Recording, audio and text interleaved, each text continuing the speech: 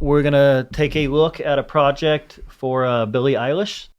So I met with them in 2020, February of 2020, flew out to El Segundo, and there's a company out there called Playmates that is a toy company that basically is producing these fashion dolls for Billie Eilish. So we had a meeting with them in February, and we basically they just hit Target about, a couple months ago? Yeah, yep. Yeah, right before Christmas, I guess. They hit Target, so it's a Target exclusive. We were asked to step in, help with the packaging as well as illustration for it. So we're going to walk through that whole process. It was a bit of a different packaging project because of her request.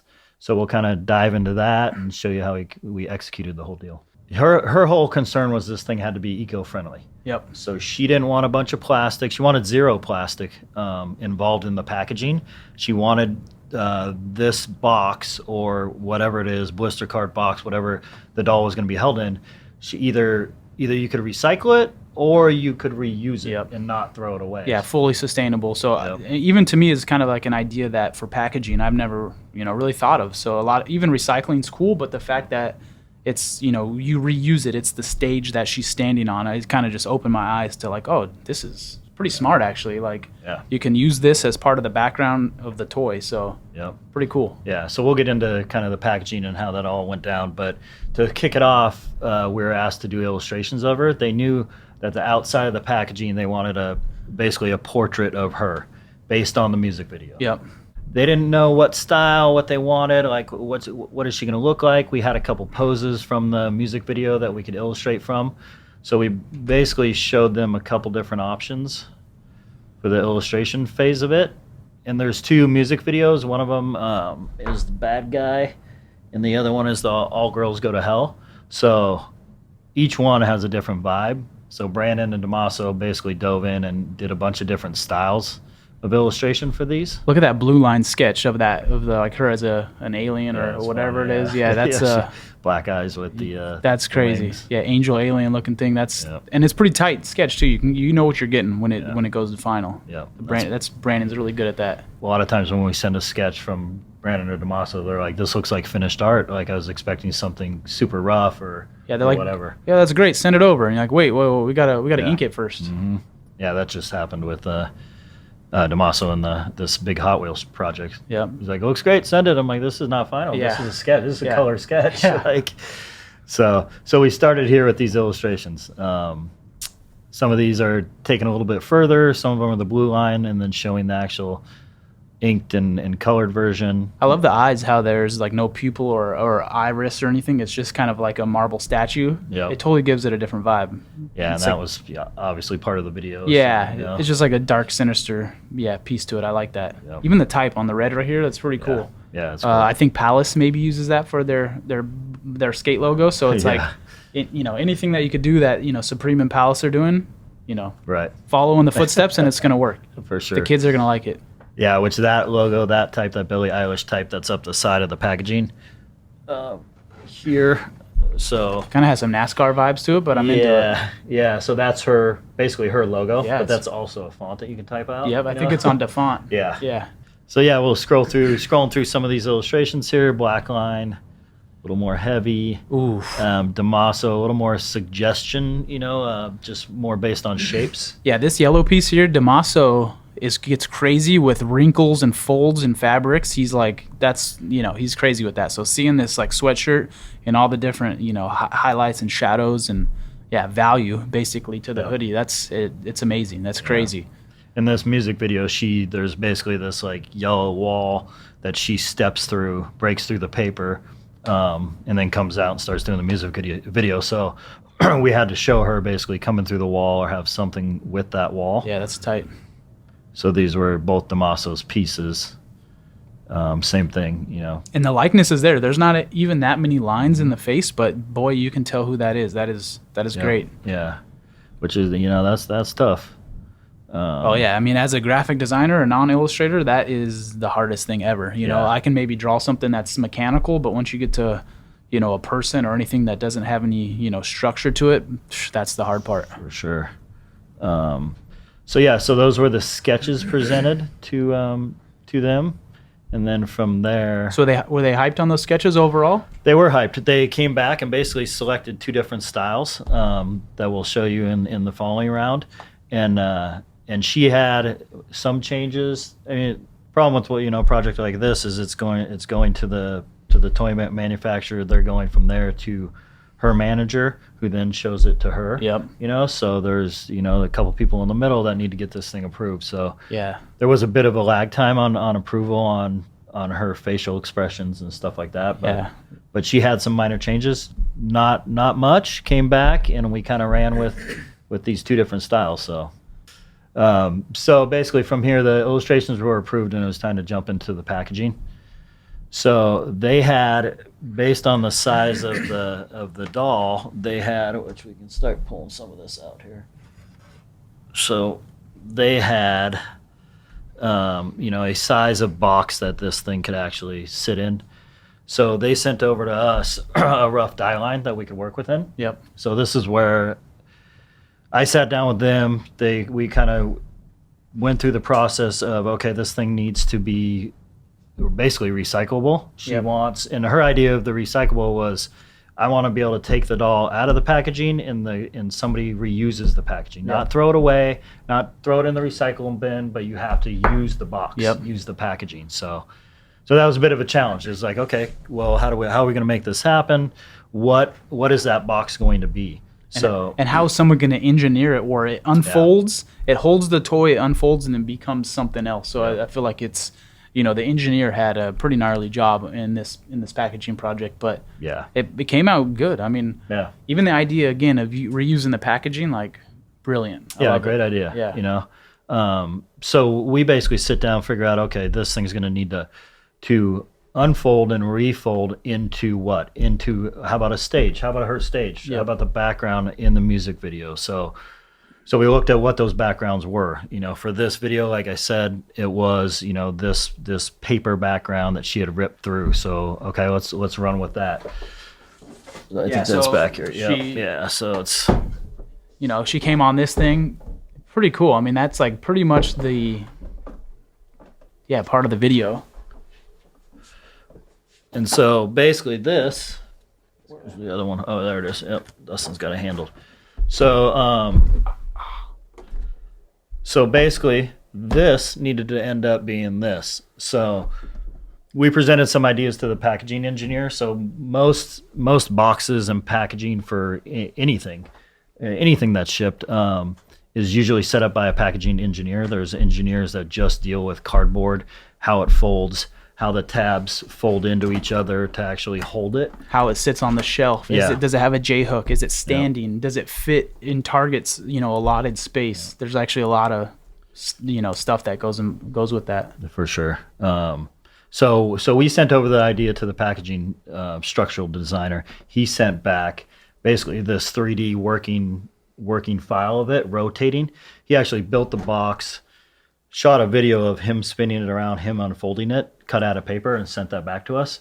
So we're like, hey, that looks good. So then from there, he develops the die line that he sent us. So we get a die line of this whole thing flat.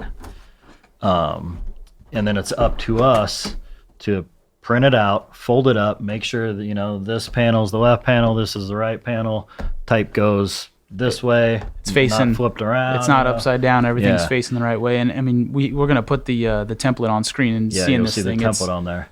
It's pretty gnarly when you get one of these things. Like, even as a designer, they're like, "Here's your template. Go to town." And it takes you a couple minutes, an hour to realize, what am I looking at here? Yeah, what's up? What's down? Yeah, what's top? What's bottom? What's going to be this side? Oh, this flap doesn't show. Okay, cool. I can have it be dead space. It's a little intimidating in the beginning, but then once you get the ball rolling, it starts to get fun. You can print it out yourself, fold it, make it in the box, look at it. Yeah, I would suggest always printing and folding. Yeah, you'll find some little things here and there, or logos upside down. Even just printing in general.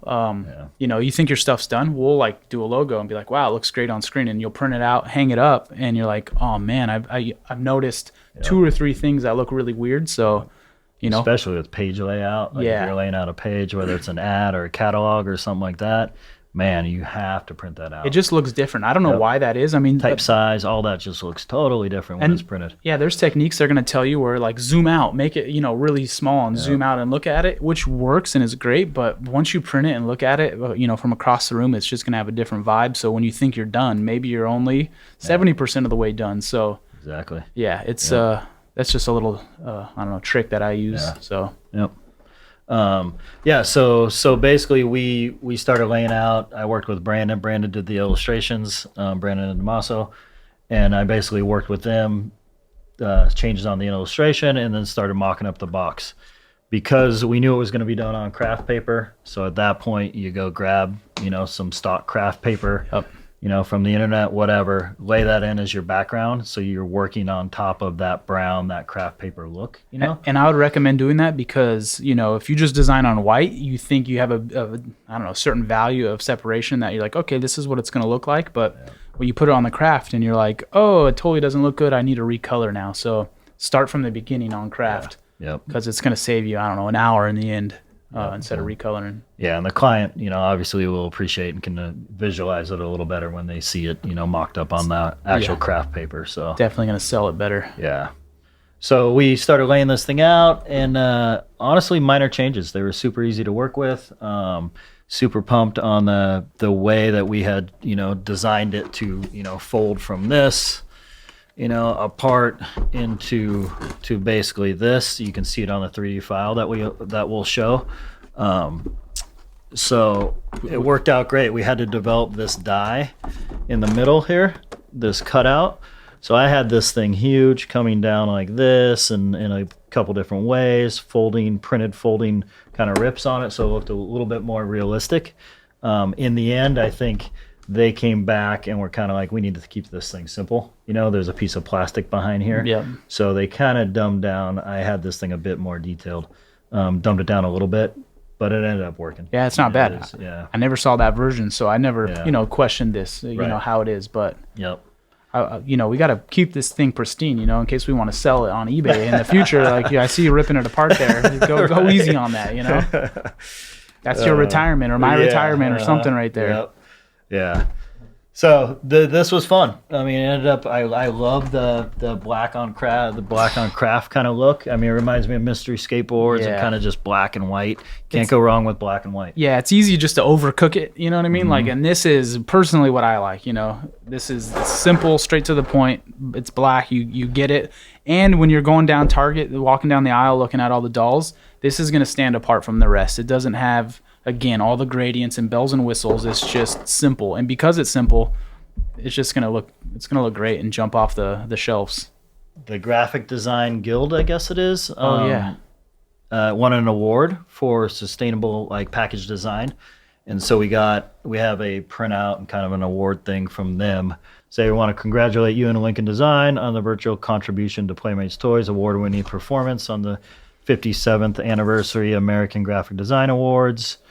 There was 10,000 entries, Wow. A small handful of winners, and the Billie Eilish collector toy packaging is one of them. So I mean, we're pretty much, it's kind of cool. Heads down, cranking all the time. You kind of forget what projects you're working on. So to, 3 months after this coming out and getting it, and then getting a letter being like, oh, you guys won an award. It's like, it's pretty cool. It's different. It, I guess, brings you back to reality and lift your mind out of the trenches for a second, and I don't know, give a little appreciation. For sure. Yeah, it was good. So this was the second one. Totally different music video, totally different vibe. Super dark, crazy angel wings, black eyes, the whole deal. So, but we had to handle it the same way. It was basically like same kind of packaging, same usage, different fold, different size packaging.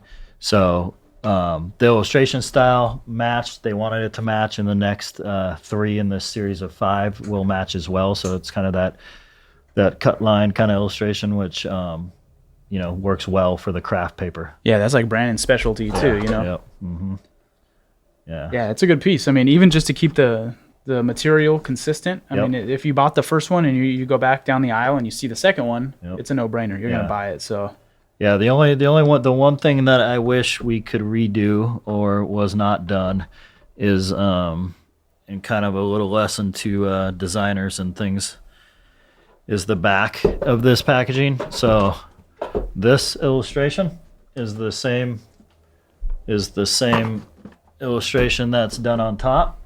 So the illustration was done dark on light, a dark black illustration on a light background. They basically took the same illustration and made it, it's basically a negative because now you're printing a light color on a dark background.